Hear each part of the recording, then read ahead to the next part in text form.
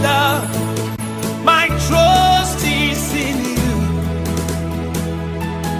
Ancient of days. Benjamin Narvé Narcisse, consultant, écrivain, conférencier.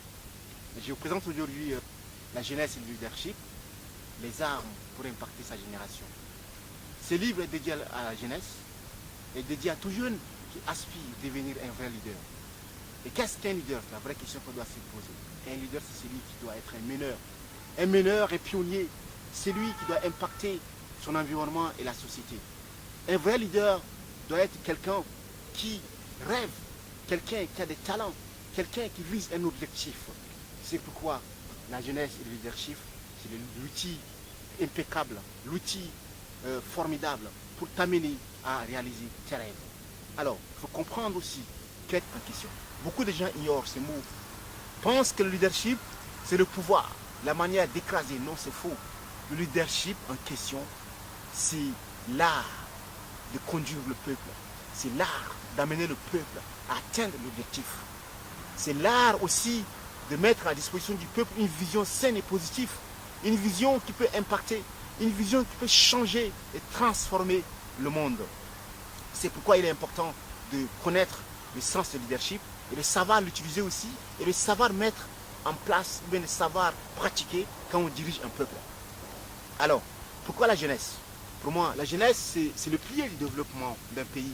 La jeunesse, c'est l'âge fleur où on tend vers la maturité. Il y a deux sortes de jeunesse. La première jeunesse, c'est de l'enfance à l'adolescence. Et la deuxième jeunesse, c'est de l'adolescence à l'âge mûr. Alors, être un jeune leader, on peut faire face à beaucoup de défis.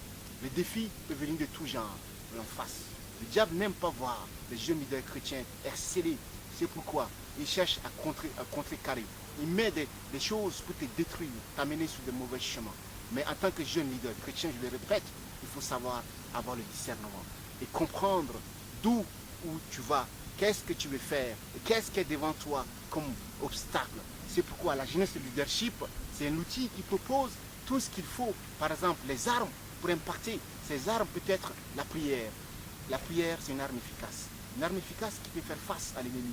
Une arme efficace qui peut donner le courage. Une arme efficace qui peut encore te mettre en sécurité. Il faut être humble. Un jeune leader doit être humble. Partout où tu vas.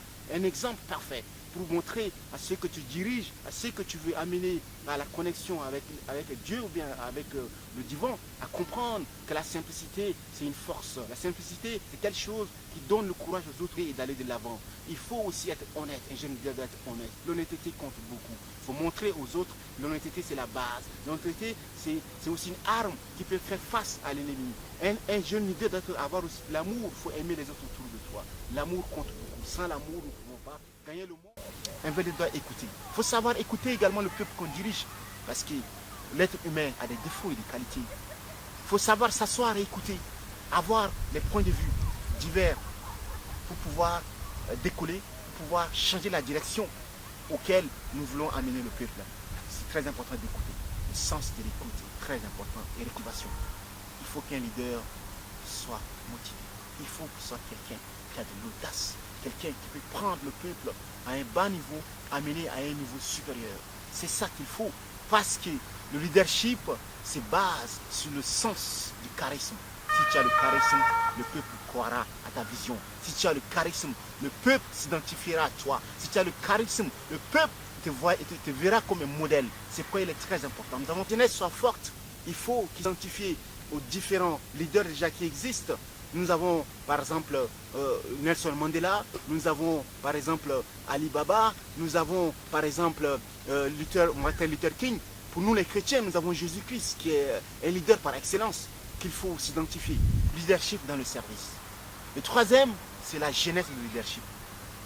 Quatrième chapitre, c'est le chef en tant que serviteur. Cinquième, c'est aux jeunes serviteurs, c'est-à-dire les styles de leadership. Au sixième, c'est comment la jeunesse peut impacter le monde actuel via le leadership. Maintenant, le septième, c'est le leadership et la jeunesse.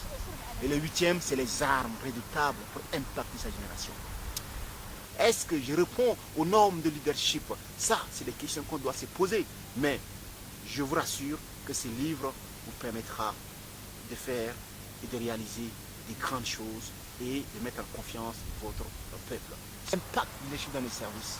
25 mains, sans procurer juste 15 euros. 15 euros qui peut changer ta vie, changer ta manière de diriger, changer tes pratiques managériales. C'est pourquoi on se donne rendez-vous le 25 mai à cette date. N'oubliez pas. Ciao, ciao.